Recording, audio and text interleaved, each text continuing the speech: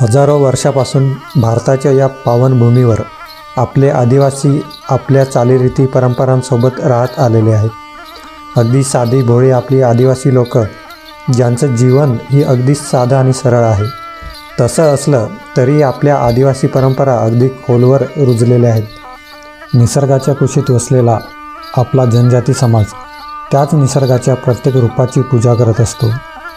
विविध नृत्य, तारपा, घांगड, बहरमकाठी, ढोलनाच, मादोळ, तूरनाच अशा प्रकारच्या संस्कृतीचा ठेवा आपल्या आदिवासी समाजाने आजतागायत जपून ठेवला आहे। मात्र गेल्या काही वर्षापासून ईसाई मिशनरी नावाचा राक्षस आपल्या आदिवासी समाजात पाय रोवून आपली हजारो वर्षांची संस्कृती नष्ट करण्याच्या मार्गाला लागला आहे।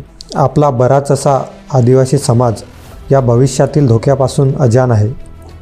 संपूर्ण पश्चिम देशांना काबीज करून हा राक्षस भारतावर आपले वर्चस्व निर्माण करण्याच्या प्रयत्नात आहे आणि त्यांची पहिली शिकार ही आपली आदिवासी संस्कृती आणि आपला समाज आहे।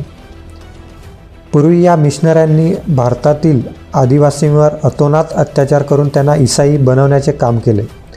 धर्मांतरण न केल्यास त्यांना बंदुकीच्या गोळ्या मारून ठार करणे, अन्न पाणी यापासून वंचित ठेवणे, गोवासारख्या ठिकाणी धर्मांतरण न केल्यास आदिवासींना खांबांना बांधून त्यांचे हात तोडले जायचे, निर्घृण हत्या करणे, चौकात स्त्रियांना जाळणे अशा प्रकारचे अत्याचार आदिवासी समाजावर करण्यात आले।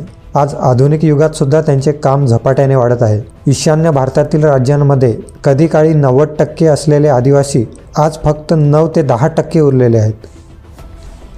ही लाट आज आपल्या महाराष्ट्रात अगदी आपल्या जवळपास भागांमध्ये सुद्धा पोचली आहे। आपले भोळे भाबडे आदिवासी या राक्षसाला बळी पडत चाललेले आहेत। एकदा आपला आदिवासी ईसाई झाला की मिशनऱ्यांच्या आदेशाप्रमाणे गावदेवाला मानत नाही। ज्या ज्या आदिवासी चालीरीती परंपरा आहेत त्यांना मानत नाही। त्याच्यासाठी फक्त येशू हाच त्याचा देव होऊन जातो। तो गावापासून तुटतो, समाजापासून तुटतो। असे सुरू राहिले तर आपला समाज असा तुकड्यांमध्ये विभागला जाईल आणि भविष्यात आपला भारत देश तुकड्यांमध्ये विभागायला वेळ लागणार नाही। आपण गेल्या हजारो वर्षापासून आपली जनजाती संस्कृती, चाली, रीती, परंपरा जपत आलेलो आहोत। म्हणूनच संविधानाने आपल्याला जनजाती ही ओळख आणि आरक्षणसुद्धा दिलेले आहे। जर आपण हे सगळं सोडून भलत्याच मार्गाला लागलो तर आपले आरक्षणसुद्धा धोक्यात येऊ शकते। हा भविष्यातील धोका बघता आपली आदिवासी संस्कृती वाचवायची असेल तर आपण आपल्या आदिवासी समाजाला वेळीच सावध केलं पाहिजे।